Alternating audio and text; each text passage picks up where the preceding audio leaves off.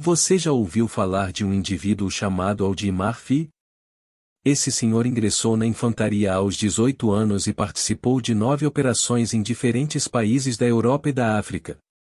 Ele se tornou o soldado norte-americano mais honrado durante a Segunda Guerra Mundial, graças à sua valentia e coragem demonstradas em combate. Agora, responda a esta pergunta: você sabia que esse soldado tem algo em comum com o personagem Rambo?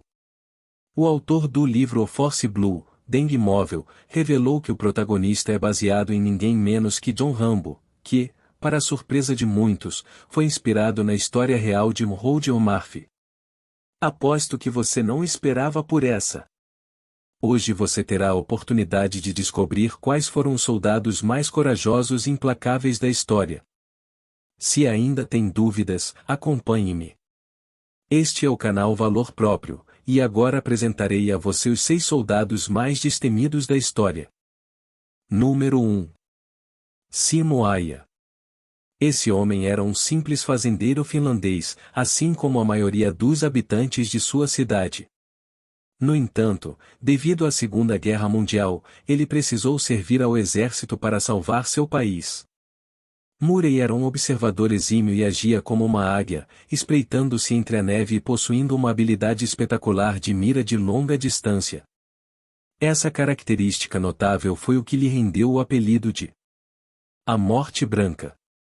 Em pouco mais de 100 dias de guerra, ele teria eliminado mais de 700 soldados inimigos, além de abater oficiais russos a uma distância superior a 400 metros. Mesmo em condições desfavoráveis de tiro devido à neve, várias equipes inimigas foram enviadas para encontrá-lo, mas nenhuma delas sobreviveu. Surpreendentemente, ele sofreu apenas um disparo em sua história de guerra e, acredite, o tiro acertou sua cabeça, porém ele sobreviveu e ainda matou o atirador. A única consequência desse episódio foi uma deformidade que se manifestou em seu rosto. Murray, conhecido como a Morte Branca, faleceu de causas naturais aos 96 anos de idade em 1º de abril de 2002, na Finlândia. Número 2. Yogendra Yadav. Vamos para o segundo soldado da lista, cuja história será adaptada em um jogo. Seu nome pode ser um pouco difícil de pronunciar. Esse homem fazia parte do batalhão de granadeiros indianos durante um conflito com o Paquistão em 1999. Nessa época, ele tinha uma missão extremamente desafiadora: escalar uma grande montanha coberta de neve, amarrar as cordas no topo para que o restante do batalhão pudesse subir e atacar as 3 bases inimigas. Quando seus colegas já estavam na metade da subida, os inimigos abriram fogo, não com metralhadoras ou fuzis, mas com lança-foguetes. Metade do pelotão foi morto, incluindo o comandante, e o restante ficou ferido. No entanto, ele decidiu continuar subindo. Quando chegou ao topo, um dos bunkers abriu fogo com metralhadoras, mas esse soldado indiano, com uma coragem inacreditável, correu em direção aos tiros, pegou uma granada e a lançou pela janela do bunker. Prepare-se agora para uma cena digna de filme. Ele avançou em direção ao segundo bunker, mesmo sendo atingido por tiros, e matou os 4 homens desse bunker com as próprias mãos. Por sua coragem e bravura, ele foi condecorado com o mais alto reconhecimento militar indiano. Essa medalha é concedida apenas àqueles que conseguem cumprir tarefas praticamente impossíveis de serem realizadas. Número 3. Jack Churchill. Vamos conhecer agora a fascinante história de John, mais conhecido como John, o Louco. Durante a Segunda Guerra Mundial, ele tinha a opção de servir em um bom time ou se juntar aos comandos, mesmo sem saber exatamente o que era. No entanto, quando soube que as missões seriam mais perigosas, decidiu se alistar em 1941. Ele desembarcou na Noruega com a missão de explodir fábricas de petróleo e coletar informações. Quando as rampas de seu barco foram abaixadas, John apareceu no cais tocando sua gaita de foles, com arco e flechas pendurados nas costas e uma espada presa à cintura. Mas, para um homem com 4 sobrenomes, não poderia ser uma espada qualquer. Era uma espada escocesa de 2 mãos do século XV. 2 horas após chegar à Noruega, ele já havia causado grande confusão entre os alemães e destruído as fábricas de petróleo. Em 1944, foi ferido após a explosão de bombas em uma missão, e mesmo nesse estado, dizem que ele corajosamente continuou tocando sua gaita até ser capturado pelos soldados inimigos. Ele foi levado para um campo de concentração, mas conseguiu fugir cavando um túnel. No entanto, foi capturado novamente e levado para outro campo. Lá, ele realizou uma fuga intrigante aproveitando uma queda de energia durante a noite. O Holoco simplesmente saiu caminhando pelo portão. Após atravessar os Alpes em uma árdua jornada e se alimentando de alguns vegetais que encontrou pelo caminho, ele entrou em contato com uma unidade norte-americana e foi reintegrado à sua unidade britânica. A guerra terminou enquanto o Japão se preparava para uma invasão em meados de 1945, quando as bombas foram lançadas em Hiroshima e Nagasaki.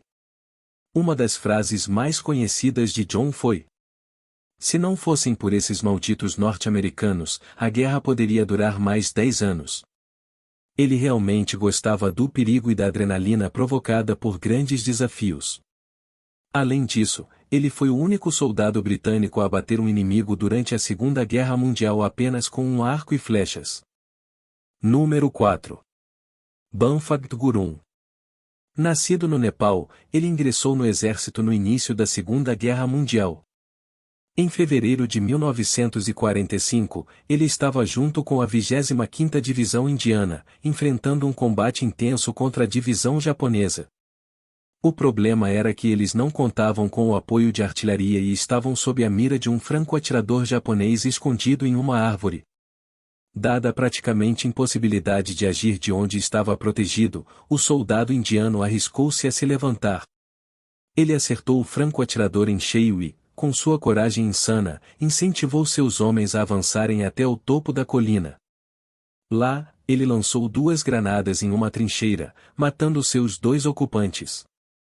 Em seguida, avançou para outra trincheira e matou 2 inimigos com sua baioneta.